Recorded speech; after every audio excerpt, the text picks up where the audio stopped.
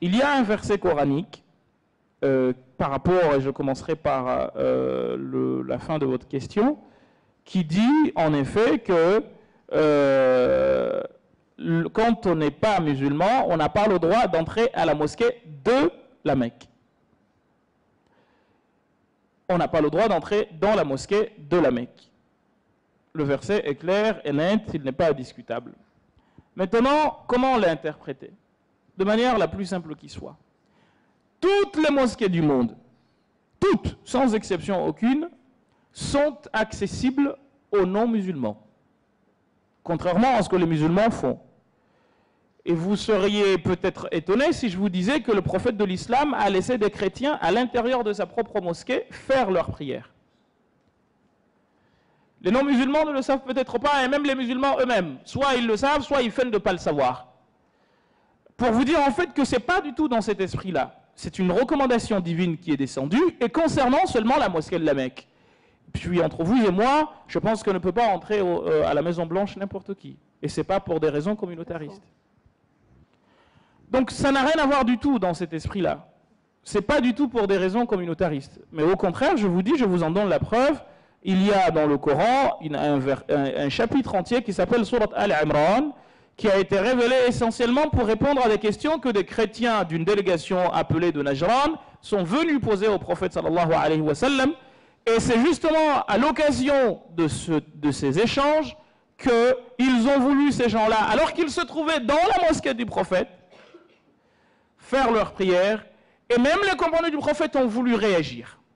Et le prophète leur a dit non, non, non, non, vous les laissez. Et c'était à une heure où les musulmans faisaient également leur prière.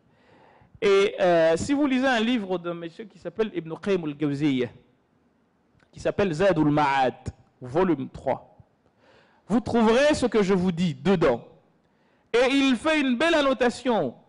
Il dit, voilà la preuve, que les chrétiens, les juifs, peuvent dans les mosquées venir les visiter et même y accomplir leur prière. Je suis certain que si on disait cela aux chrétiens, aux juifs, ils ne diraient pas des musulmans qu'ils étaient communautaristes. Et parce que vous me tendez la perche, on peut retourner la question d'une autre façon et vous dire, les musulmans, je vous dis et je le répète, ne sont pas du tout communautaristes. Et le musulman communautariste est quelqu'un qui n'a rien compris à son message. Vous savez qu'il y a un proverbe comorien qui dit « Celui qui porte la lampe torche n'est pas éclairé. C'est ceux qui sont autour qui sont éclairés. » Donc il se peut que des musulmans soient des porteurs de lampe torche et qu'eux-mêmes ils ne soient pas éclairés, mais que ce soit les autres qui le soient. En tout cas, pour répondre à votre question, je pense y avoir répondu en tout cas en grande partie, moi je retournerai la question autrement. L'islam reconnaît le mariage juif et chrétien. L'islam reconnaît ce qui a été égorgé selon le rite chrétien et selon le rite juif. Mieux encore, comment pouvoir taxer les musulmans de communautaristes quand vous savez que plus de la moitié du message du prophète, la direction des musulmans était la même que Jérusalem. Oui. Comment oser dire que les musulmans sont des communautaristes alors que le prophète de l'islam, lorsqu'il faisait son voyage nocturne, vous savez où est-ce qu'il est descendu? À Bethléem. Pourquoi? Il a dit, parce que c'est ici que mon frère Jésus est né. Et on serait communautariste? Non. Expliquez-moi tout ce que vous voulez, mais pas ça. Deuxième chose, en partant de là, je vais vous raconter une anecdote. Moi, quand j'étais jeune étudiant, et je me rappelle qu'il y avait un ami prêtre, c'est dans une ville d'Île-de-France, dont je ne citerai pas le nom, et il nous avait prêté une salle dans son église, dans laquelle on faisait la prière du vendredi. Et on l'a faite. Ça ne nous a jamais dérangé. Omar ibn al-Khattab, lorsqu'il arrive à l'église de Jérusalem, l'heure de la prière des musulmans a été faite. L'appel à la prière a été fait. Et le prêtre a proposé au calife des musulmans, qui avait à l'époque la possibilité de fermer cette église et de la transformer en mosquée. Lorsque le prêtre lui pose cette question, lui formule ce vœu, il lui dit, oui, je pourrais y faire la prière. Par contre, si je ne la fais pas, c'est uniquement parce que je n'ai pas envie que les musulmans, sachant après que j'ai fait la prière ici, viennent vous ravir votre lieu de culte. Alors franchement, il ne faut pas pousser un peu le bouchon. Hein. Et par contre, la question peut être retournée autrement. Mais est-ce que le mariage fait selon le rite musulman lorsqu'on va dans le christianisme est accepté? Pas du tout. Est-ce que le mariage fait selon le rite musulman serait accepté par le rite judaïque? Pas du tout. Mieux encore, est-ce que notre façon d'égorger cadre bien avec les normes juridiques judaïques? Pas du tout. Donc, je pense que le mot communautarisme doit être révisé et je ne dis pas qu'il faille l'attribuer à une communauté en particulier, mais en tout cas pas à l'islam. L'islam que je connais, en tout cas. J'espère avoir répondu à votre question. Merci. Si j'ai bien compris, durant toute l'intervention que vous avez prise, je peux dire que l'islam, selon ce que vous avez expliqué, égale à ouverture et tolérance. Et là, aujourd'hui, on voit tout. Dans le monde actuel, on voit tout sauf ça. Je veux savoir pourquoi. Vous savez, lorsqu'on est dans la vie, pour moi, la vie est un procès. Et durant toute ta vie, il faut que tu fasses montre de ce que tu dis être aux gens. Donc c'est tout à fait normal que l'on te juge comme ci et comme ça. Mais pardonnez-moi, quand on est dans un procès, le pire, ce n'est pas de s'y trouver. Le pire, c'est d'avoir un mauvais avocat. Et je peux vous garantir que les musulmans ne sont pas les meilleurs avocats de leur propre religion. Heureusement, la religion a un meilleur avocat, le prophète sallallahu alayhi wa sallam. Laqad kana lakum fi rasulillahi uswatun hasana. Et vous savez, il y a un orientaliste qui, après avoir lu la vie du prophète sallallahu alayhi wa sallam, et notamment, c'est le Cheikh Moutawalli Sha'rawi qui le disait, rahimahullah, après avoir lu deux passages essentiels du prophète, deux passages qui marquent tout un chacun, que l'on soit musulman ou non, d'ailleurs. C'est qu'un jour, le prophète a vu quelqu'un qui est venu devant lui et qui s'est mis à le considérer, à vouloir donner au prophète sallallahu alayhi wa sallam les mêmes considérations que celles que l'on donne aux présidents actuels, mais également au roi. Dernièrement, il y a eu un mariage et vous avez vu ce qui s'est passé. Et vous savez ce qu'il a dit? Il lui dit au monsieur, il ne faut pas que tu te fasses trop de tort. Il dit, Ana ibn mra'atin min Quraysh. Je suis le fils d'une femme Qurayshite qui mangeait du pain sec. Alors, ne prends pas la tête. Ne me surconsidère pas. Ce monsieur, quand il lit ce passage et qu'il fait la comparaison entre ce propos et la vie des gens d'aujourd'hui, il se dit, celui-là, il ne pouvait pas être un menteur. Lorsque il voit que, lorsque en allant mourir, ou avant de mourir, il dit « Nahnu ma'ashir al-anbiya'i » nous les prophètes, écoutez ce qu'il dit, hein. Il dit « Nous les prophètes, on ne laisse pas d'héritage. Notre héritage, c'est les musulmans qui se le partagent. » Quand vous voyez ce qui se passe dans les pays arabes avec les dictatures qui chutent les unes après les autres, vous m'en direz des nouvelles. On veut laisser la place à son fils pour que ça devienne comme si, mais bon, c'est un autre domaine dans lequel je ne rentrerai pas parce qu'il y a peut-être des relents nationalistes dans la salle. Mais le prophète sallallahu alayhi dit clairement cela. Alors ce monsieur, quand il lit cela, il se dit non. Il dit certainement cet homme est porteur d'un message véridique. Parce que finalement, quand vous regardez l'homme, il est gentil au début, mais quand il prend des galons, il commence tout de suite à se croire. Donc si demain je t'ai nommé ministre là, pour m'avoir, il faudrait passer par un standard. Le prophète sallallahu alayhi, sa vie, c'était pas ça du tout. Il n'a pas changé d'un iota. Le Muhammad qu'il a été, il l'est resté jusqu'à la fin de sa vie. lorsqu'il a perdu un de ses enfants, Ibrahim, parce que ses enfants, il les a tous enterrés, il y a eu une éclipse solaire. Les compagnons lui ont dit, oh, le soleil, il y a eu une éclipse pour montrer à quel point il y a le chagrin après la mort du fils du prophète. Vous savez, je connais même des religieux aujourd'hui. Et ça s'est fait dans un pays dont je ne citerai pas le nom. On a fait croire aux gens que c'était un miracle en leur fin. Mais bref, je n'entrerai pas dans ces détails, mais Dieu reconnaîtra les siens. Qui ont fait croire aux gens que telle chose c'est un miracle venant d'eux ou je ne sais quoi. Des religieux musulmans. Et pourtant, c'était un tissu de mensonges. Le prophète sallallahu alayhi wa sallam pourrait se dire, mais moi, mon objectif, c'est au contraire que les gens me suivent, qu'ils me croient. Qu'est-ce qu'il dit? Il dit, inna ash-shamsa wal qamara ayatani. Des fois, on a l'impression d'entendre je dirais pas un positiviste au sens d'Auguste Comte, mais comment dire, un épistémologiste au sens actuel du terme. Quelqu'un qui n'accepte rien sans l'avoir testé. C'est un peu le credo des philosophes des Lumières ici. Ne jamais rien accepter sans l'avoir passé au crible. Ben, il leur dit clairement, réveillez-vous. Le soleil et la lune, ce sont deux signes parmi les multiples signes de la création d'Allah subhanahu wa ta'ala. Ils ne s'éclipsent jamais parce que quelqu'un est mort ou je ne sais quoi. Allah subhanahu wa ta'ala, Dieu fait ce qu'il veut. Il aurait pu en profiter et se dire, ah ben là, suivez-moi, après tout, vous allez... Et c'était pas ça du tout. Et il faisait même, vous savez, aujourd'hui, Clo-Clo est mort, mais il y a des gens qui continuent à vénérer sa tombe.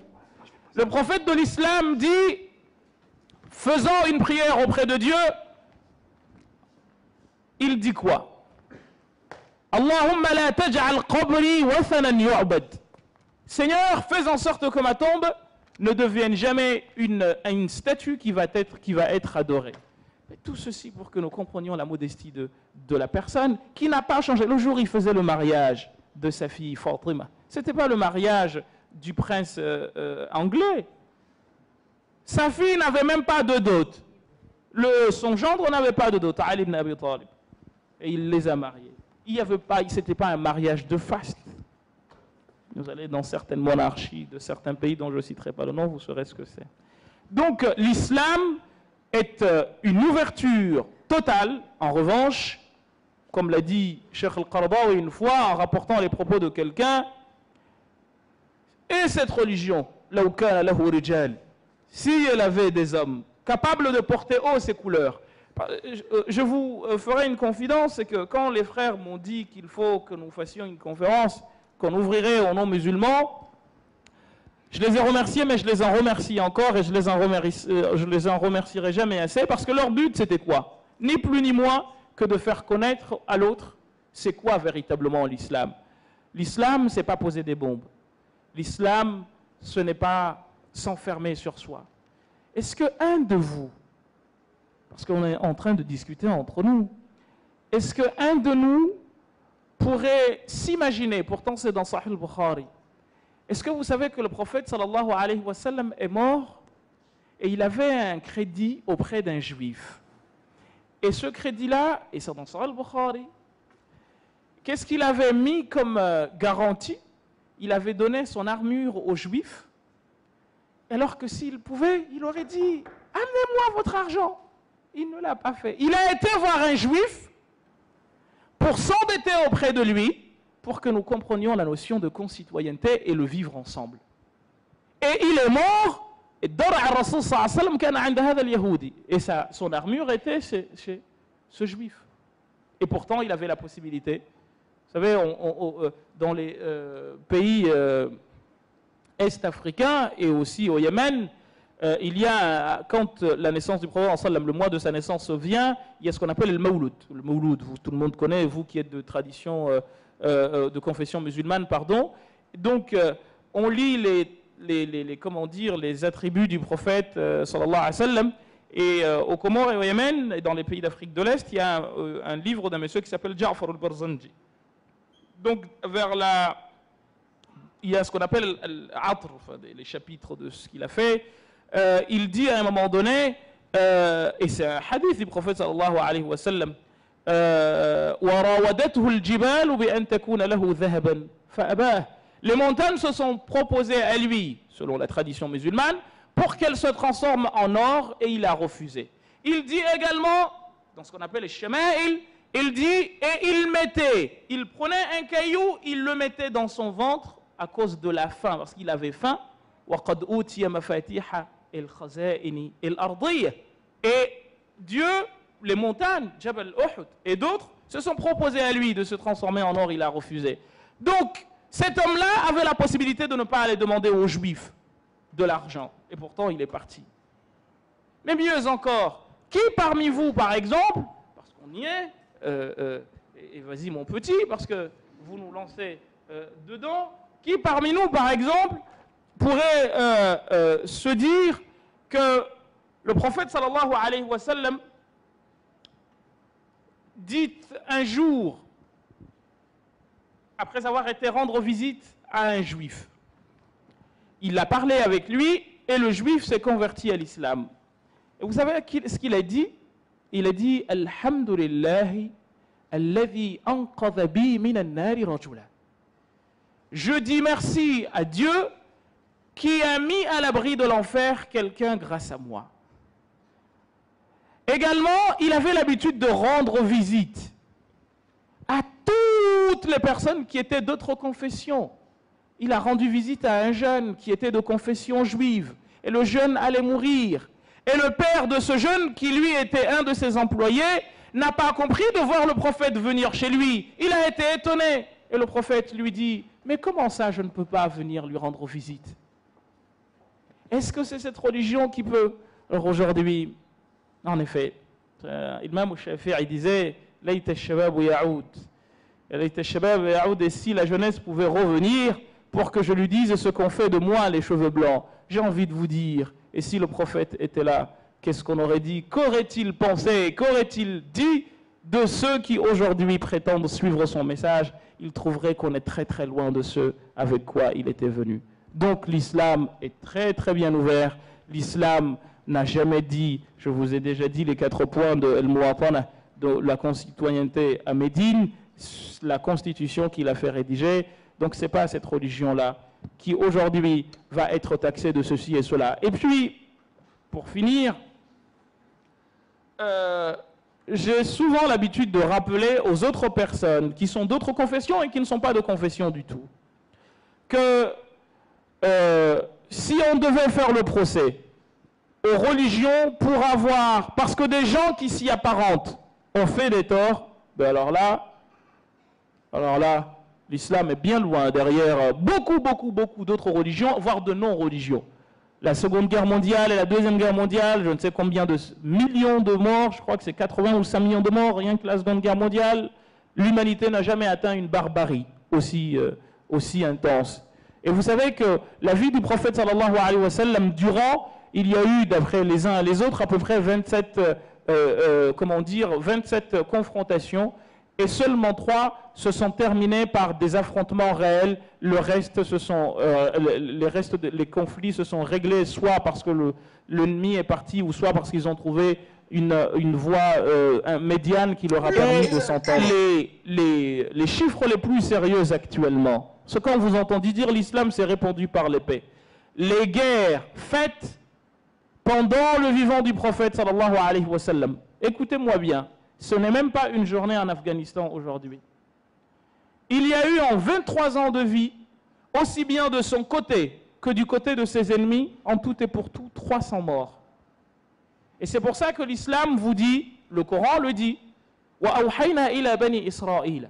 Et nous avons révélé aux enfants d'Israël, أَنَّهُ مَنْ قَتَلَ مَنْ أَحْيَا نَفْسًا فَكَأَنَّمَا أَحْيَا النَّاسَ جَمِيعًا وَمَنْ قَتَلَ نَفْسًا فَكَأَنَّمَا قَتَلَ النَّاسَ جَمِيعًا. Nous avons révélé aux enfants d'Israël que quiconque fait vivre une âme, c'est comme s'il avait fait vivre toute l'humanité. Et quiconque en tue une, c'est comme s'il avait tué toute l'humanité. Et je pourrais vous en donner des exemples de cette nature. Par contre, quand vous regardez au nom du christianisme, l'esclavage a été fait, combien de millions de morts? les historiens divergent. Un certain Joseph Kizerbo, qui est de la Haute-Volta ancienne, le Burkina Faso d'aujourd'hui, parle de, je crois, 100 millions de morts. Les historiens d'ici parlent de 20 millions de morts. Regardez ce qui s'est passé dernièrement en Algérie. Vous savez qu'il y a une guéguerre de chiffres entre l'Algérie et la France.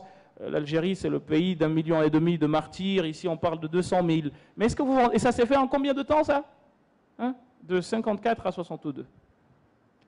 Alors, je ne suis pas historien, je ne rentrerai pas dans ces détails-là, mais pour que vous vous rendiez compte combien, des fois, on voit la paille qui est dans l'œil d'autrui, comme le dit la maxime biblique, oubliant la poutre qui est dans le nôtre. Donc l'islam, là-dessus, n'a pas de leçon à recevoir, en tout cas parce que des gens aujourd'hui, au nom de je ne sais quoi, Oussama ibn Laden et compagnie, font des attentats et font d'ailleurs plus de victimes chez les musulmans, parce que vous savez que c'est une conception de l'islam pour laquelle beaucoup de musulmans ne sont pas musulmans. Alors ça, c'est un autre débat, mais je ne rentrerai pas dans ces détails-là, mais beaucoup de musulmans, ou en tout cas beaucoup parmi ceux qui se disent musulmans, pour la plupart de ceux qui agissent de cette façon, ne sont pas des musulmans et ils méritent qu'on leur prenne leurs biens, etc. Ça, c'est un débat dans lequel je ne me lancerai pas et je ne citerai le nom de personne. Donc, je pense que l'islam, comme je vous ai dit, est une religion d'ouverture, mais aujourd'hui, les musulmans, ils sont ce qu'ils sont.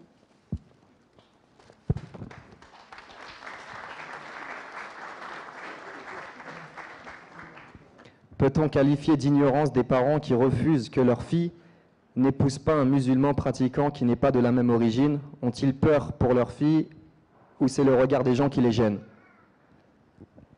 Vous savez que c'est une question qui, au fond, est traitée par ce qu'on a dit au départ. Je vais peut-être donner quelques détails de plus, mais l'essentiel de la réponse est dans ce qu'on a dit au début.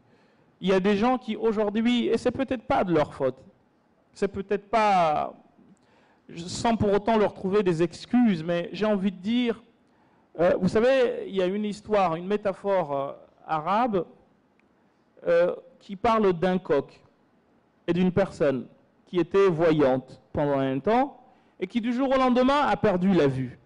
Et sa vie durant, quand il avait la vue, l'animal qu'il avait vu, le seul animal qu'il avait vu, c'était le coq. Et quand il a perdu la vue, on venait lui dire, mais telle chose c'est grand. Il disait, c'est aussi grand qu'un coq, parce qu'il n'avait jamais vu au-delà.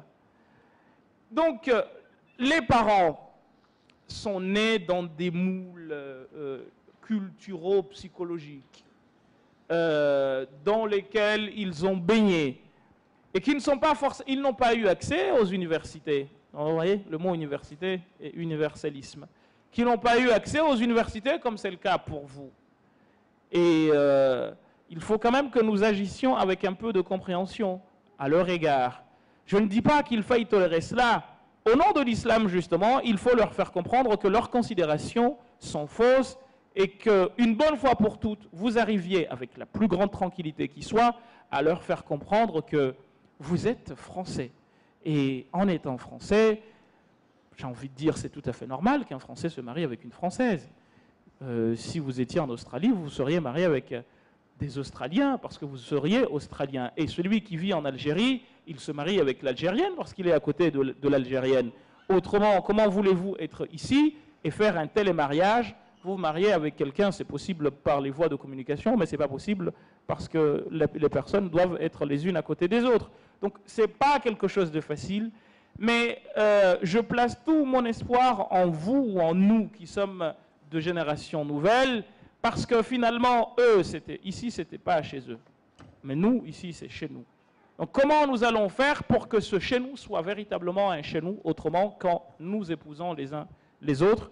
J'espère que nos enfants n'auront pas à faire face aux mêmes défis, car cela voudrait dire que, et là je me place à la place des politiques, l'intégration n'aurait pas bien réussi. Je ne sais pas si la réponse était ça, ou il voulait savoir sur le plan juridique quelle position prendre. Si vous voulez, on peut répondre à la question en vous disant que chez les Hanafites, la notion d'autorité parentale n'est pas... Je pense qu'il voulait dire juridiquement. Par exemple, une personne qui n'a pas la même origine que la femme, admettons une personne de couleur différente, et les parents s'opposent à ce mariage. Juridiquement parlant, islamiquement parlant, quelle est la réponse à donner? La réponse à donner est que juridiquement, ce n'est pas valable. C'est-à-dire qu'ils n'ont pas le droit de s'opposer au choix que leur fille a fait. Le prophète, il y a beaucoup de hadiths là-dessus qui le démontrent. Dont celui d'une femme, comme l'a recueilli Ibn Majah fait Sunan, qui souhaitait se marier avec un homme, mais que sa famille n'aimait pas parce qu'ils estimaient que l'homme était beaucoup plus pauvre que celui qu'ils avaient choisi pour elle. Il faut aller en Afrique pour voir cela. Il y a un roman que je vous conseille, dont je vous conseille la lecture si vous avez autre chose à faire que jouer sur Facebook. Un roman d'un monsieur qui s'appelle Seydou Badian. Ça s'appelle Sous l'orage. Il y a un très beau texte dedans. J'ai fini par le connaître par cœur parce qu'on nous a frappé pour qu'on le sache. Où justement il est question de mariage. Alors il y avait un vieux qui s'appelait Maka ou Meka, si ma mémoire est bonne, qui devait se marier, et c'était un vieux qui avait plus de 70 saisons de mangue, et qui devait être marié avec une jeune fille qui était encore en train d'aller à l'école. Alors c'était marrant parce que vous aviez l'aînée, la grande sœur, qui était la vestale version africaine de la gardienne du feu, version africaine de gardienne des traditions, qui défendait, oui, il faut que tu te maries avec cet homme parce qu'il va pouvoir te donner ce dont tu as besoin. Et je me rappelle d'une belle phrase, justement, au cours d'un échange où la grande fille de la famille, l'aînée, a dit: depuis que le monde est monde, les mariages se sont toujours ainsi faits. Et la sœur, la petite sœur à qui on voulait donner ce vieux, a dit: eh bien, si c'est comme ça, c'est que depuis que le monde est monde, les mariages se sont toujours mal faits. Mais, alors, c'est très beau, c'est vraiment, ça vous permet de découvrir un peu la psychologie de certaines régions d'Afrique par rapport à cette notion-là. Mais, walillah alhamd, les choses ont commencé à changer quand même. Hein. Il y a de plus en plus de mariages de jeunes. Donc, à l'intérieur même d'un groupe, tu vois qu'il y a des considérations qui sont, on estime que si vous avez le même âge, vous n'allez pas pouvoir vous supporter.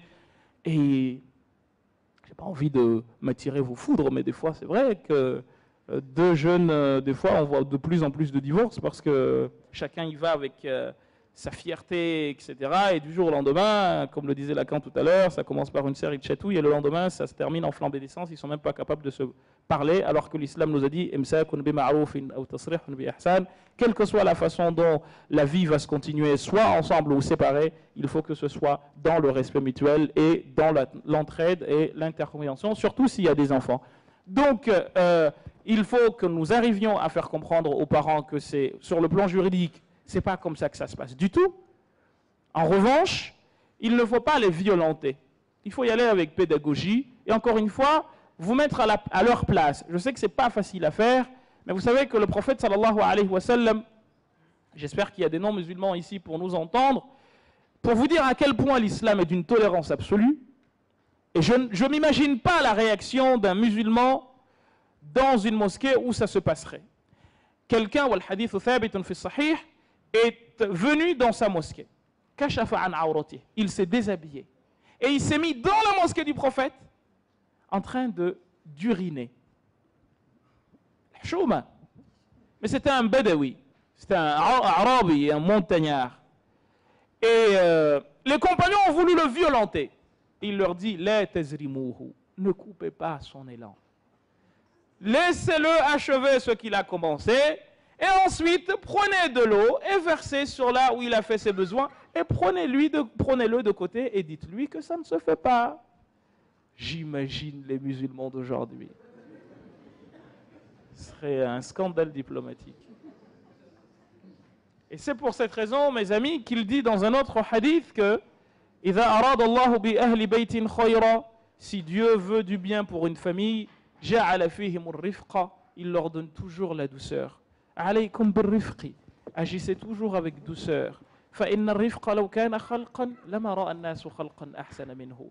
Parce que si la douceur était une créature, les hommes n'auraient jamais vu une créature aussi belle qu'elle. وإياكم ثم إياكم والعنف, et méfiez-vous de la violence, quelle qu'en soit la nature. فإن العنف لو كان خلقا, car si la violence était une créature, لما رأى الناس خلقا أقبح منه. Les hommes n'auraient jamais vu une créature aussi hideuse que la violence. Donc, c'est une façon de nous faire comprendre que idfa' billati hiya ahsan.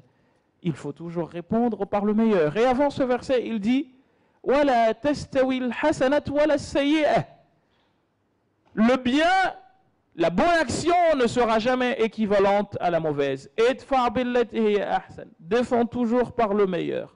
فإذا الذي بينك وبينه عداوة كأنه ولي حميم وما يلقاها إلا الذين صبروا وما يلقاها إلا ذو حظ عظيم. Donc soyez parmi ceux qui ont حظ عظيم, c'est-à-dire qui ont ça à l'intérieur, et que si tu vois l'autre se comporter, j'ai envie de dire, de manière injuste, tu n'as pas le droit.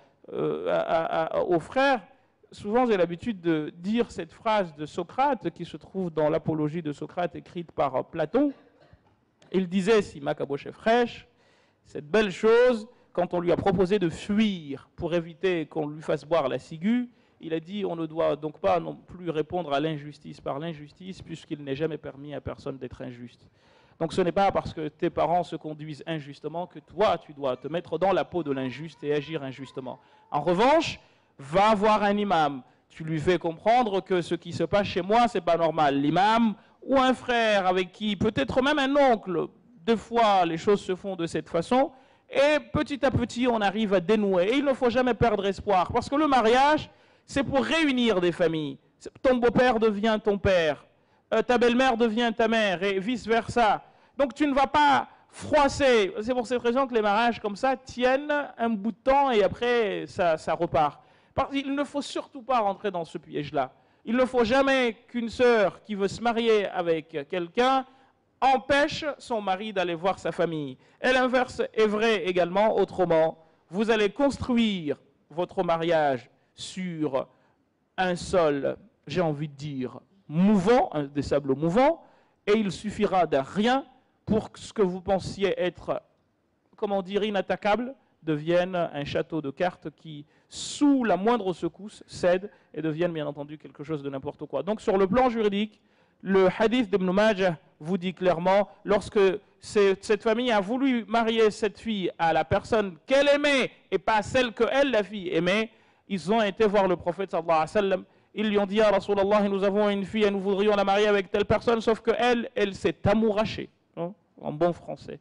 Elle s'est amourachée d'une autre personne. Le prophète sallallahu alayhi wa sallam a dit une phrase qui devrait rester ancrée dans la tête de chaque père. La aralil mutahabbayni illa nikah. Rien, je ne vois rien d'autre pour deux êtres qui se chérissent que le mariage. Alors, si le prophète a dit cela, pourquoi vous musulmans vous voulez rendre impossible la chose?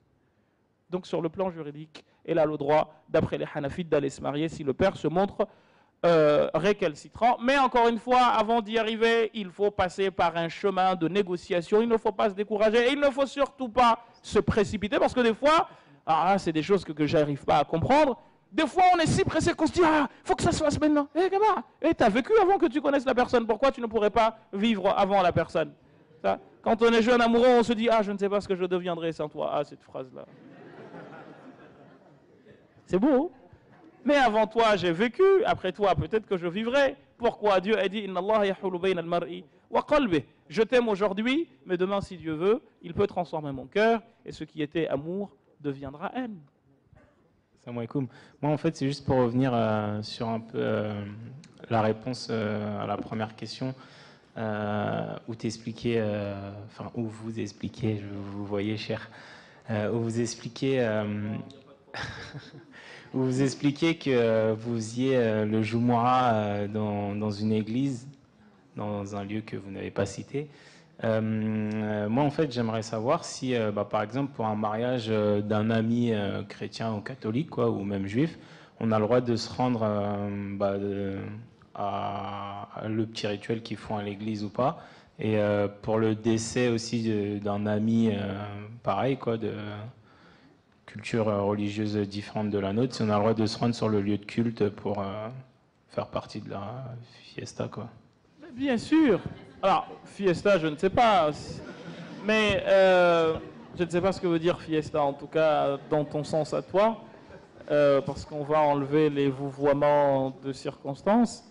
Il y a un hadith du prophète sallallahu alayhi wa sallam qui est, à mon avis, magnifique qui résume tout. Une fois, du vivant du prophète sallam, des Juifs sont passés devant lui avec un cercueil. Et préparez vos oreilles, parce que c'est émouvant comme tout, la réponse que le prophète a donnée. Ils sont passés devant lui, et quand le prophète a vu le cercueil passer, il s'est levé en guise de respect pour le mort. Et les compagnons lui ont dit, mais c'était un Juif. Et il dit, est-ce que ce n'était pas une âme humaine? Pourquoi ne me lèverais-je pas? C'est une âme humaine. Et c'est là où on voit vraiment l'incarnation suprême de ce que c'est que l'éthique, parce que c'est de cela qu'il était question ici. Et parce que cette question revient très souvent. Il y avait du temps du prophète, des compagnons du prophète, une femme chrétienne qui s'appelait Al-Harith. Quand elle est décédée, tous les compagnons ont suivi son cortège jusqu'à l'endroit où elle a été définitivement enterrée. Et ces questions-là nous sont tout le temps, comment dire, posées. Oui, est-ce qu'on a le droit de dire joyeux Noël à une personne? Ya Jama'a. Allah, Allah. Vous savez qu'il y a tellement de choses, des fois on se dit...